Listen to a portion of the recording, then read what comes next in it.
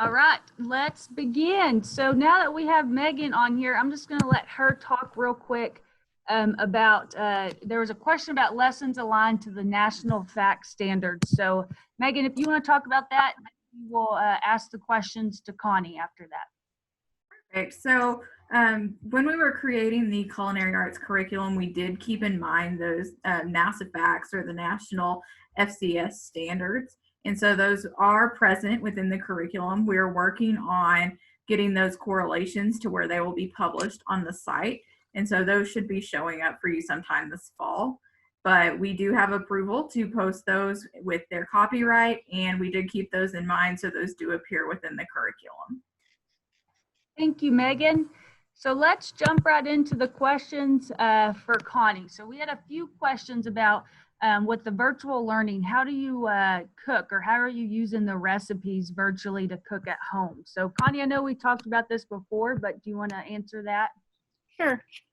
So with the recipes being right there on the website, on the iCEV website, and your students all have access, they have logins, so they're on there. You just tell them which recipe you're going to use, and they've got their shopping list. You don't have to reinvent the wheel and put it in your assignments. You don't have to tell them what they need. They can look right in there. And then that way they can be prepared. You just let them know a day and time when you're going to meet, and they can know to get those preparations or those ingredients.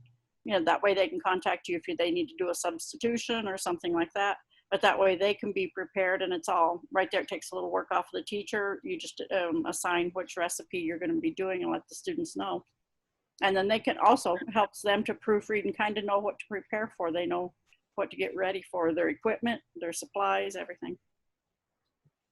Connie, and there was another question regarding the recipes written to the industry standards. And I know, Connie, you mentioned that all the recipes that you have had, especially the certain recipe for, was it pasta or was it grains that you gave an example of? So the lesson plan is called Grains, Legumes, and Pastas, I believe. And so that one I utilized a lot. That just came in and played in my weeks to wrap up the year. That was the point I was at.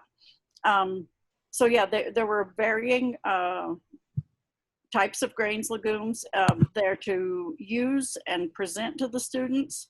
There were varying preparations. So I'm not well versed like Megan as far as the standards and everything, but there were a great variety of ingredients and preparations to be able to introduce the students to and have them have experience with. Thank you, Connie. Megan, do you want to touch on that about how the recipes align to industry standards? So when we were creating the curriculum, we went off of both state, national, and industry standards.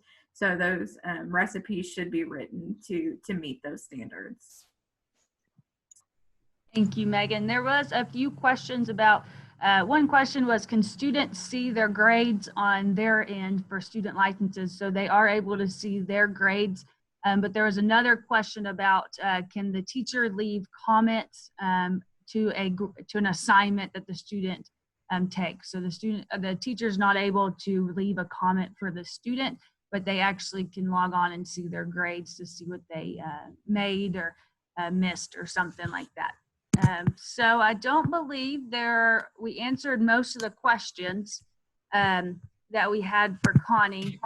Connie, do you want to add anything else as to how you best used culinary from home and how you're going to use it in the future?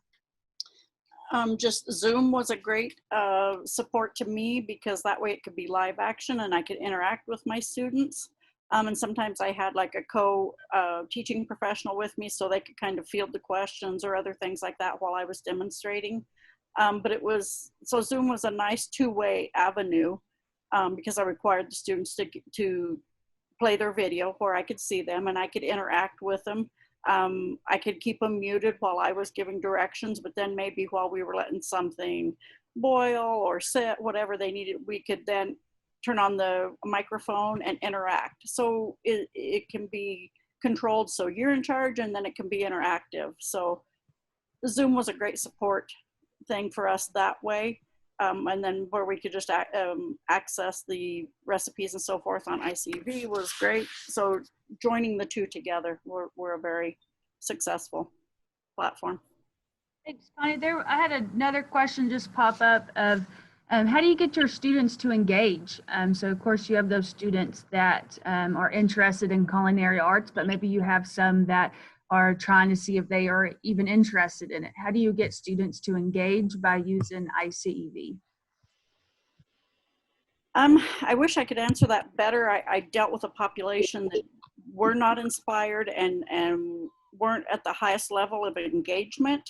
But it was something because so with the iCEV, they can log on, you know, if they like to stay up all night and are night owls, they can access it and work on there, and they don't have to have me right there because of the abundance of direction and easy to follow guidelines on iCEV. So that helps with the students. There's some more engagement. They have the autonomy of what time they study and complete. Thank you, Connie. Are there any additional questions that any of you have that you want to add to the chat here before we log off? That is all the questions I had for Connie. Megan, do you want to add anything as far as curriculum-wise for culinary arts? I think I'll just give an example of how I've heard, and I gave this example in one of our other Q&As, of some of the culinary teachers that I thought was an interesting project idea that they had come up with for distance learning. Is they were teaching knife skills, and they actually, because the students couldn't go out and purchase a lot of different vegetables or things like that to practice those with, they were using Play-Doh and having the students practice those knife skills on Play-Doh. And I thought that that was a really creative way that they were kind of making the best of a bad situation, and it kind of let the kids, you know, go back to elementary school a little bit and form the different vegetables with the Play-Doh and be able to cut those up using those different techniques. So that was just something that I thought it really showed some of the resilience of some of our culinary arts users whenever they came up with that idea. Can I interject something right there? It also is a really great introductory measuring lab, because if they don't measure it properly, your Play-Doh does not come out right either, and it's very hard to cut. So awesome. That's a great idea too. Well, thank you all for joining. That is all the time that we have, and I'm sure y'all are curious about the code. So the code for this session is CHOP 045. So that Dusty also put that in the chat, but it's CHOP 045. Thank you again for attending the session. Don't forget to redeem that code in the CTE Challenges tab. And thank you, Connie, and thank you, Megan, for being part of today. Oops, I've only heard half of it.